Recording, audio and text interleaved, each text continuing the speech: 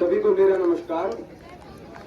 सबसे पहले मैं इस विद्यालय के प्राचार्य और मेरे गुरुजी एसआर मीना सर का और मेरे समस्त जेएनवी जो इस विद्यालय के मेरे टीचर्स हैं, उन सभी गुरुजनों का मैं तहे दिल से शुक्रिया अदा करता हूं और उनको नमन करता हूं कि आज उन्होंने मुझे आप सबसे रूबरू होने का एक अवसर प्रदान किया। ये एक बहुत ही सौभाग्य का क्षण होता है किसी के लिए भी कि जिस विद्यालय में वो पढ़कर निकला हो उसी में उसको सम्मानित करने के लिए बुलाया जाए। ये किसी भी खिलाड़ी के लिए या किसी भी इंसान के लिए एक बहुत भावुक क्षण होता है और एक बहुत गर्व का विषय होता है।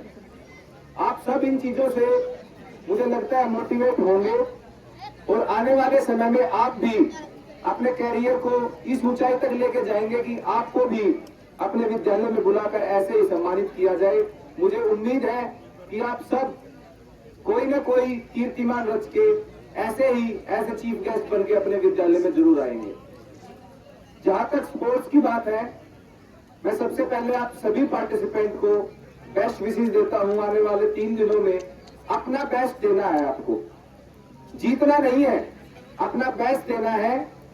खेल के अंदर सिर्फ 2 ही चीजें होती हैं, या तो जीत होती है या फिर सीख होती है। हार ना खेल में होती ना जिंदगी में होती। मैं आपको एक छोटा सा एग्जांपल देता हूं। 2016 में पैरालंपिक्स कैंप में था। किसी भी खिलाड़ी का एक सपना होता है, आप भी यहाँ खेलने आए हो, आपका भी एक सपना होगा ओलंपिक में भाग लेना।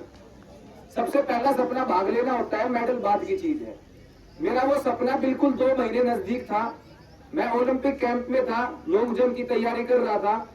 तैयारी करते करते मेरा लिगामेंट इंजरी हो गई, जिसकी वजह से मैं फाइनल ट्रायल में भाग नहीं ले पाया।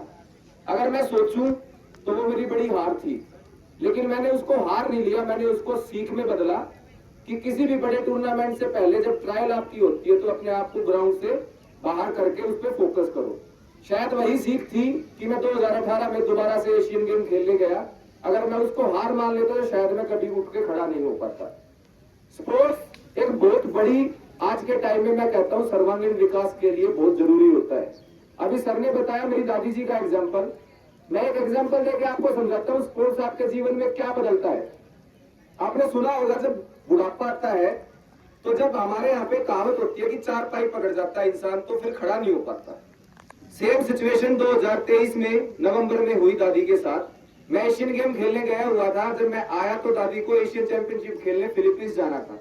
मेरी फ्लाइट 1 नवंबर को लैंड होती है। मैंने घर पे आके देखा पिछले 1 महीने से दादी 4 पाई पे थी। मेरे सामने 2 ही ऑप्शन थे कि या तो मैं उनका कैंसिल करूं या मैं उनको लेके जाऊं। उनके दिमाग में घर कर चुका था कि वो गिर गई थी तो वो मेडल नहीं जीत पाएंगी, इसलिए वो अंदर ही अंदर टूट के सोच रही थी कि मैं गई और मैं जीत के नहीं आई तो क्या होगा। लेकिन फिर लास्ट में डिसीजन लिया कि देखी जाएगी जो होगा, क्या पता पैरों पे खड़ी होके आए। मैं लेके गया, साथ में चल के गई। वहां पे जब 3 मेडल दादी ने जीते तो डोगा साथ में था, डोगा पकड़ के चल रही थी। 3 मेडल जीतते ही डोगा नहीं था साथ में। जब एयरपोर्ट पे आई तो पैरों पे चल के आई।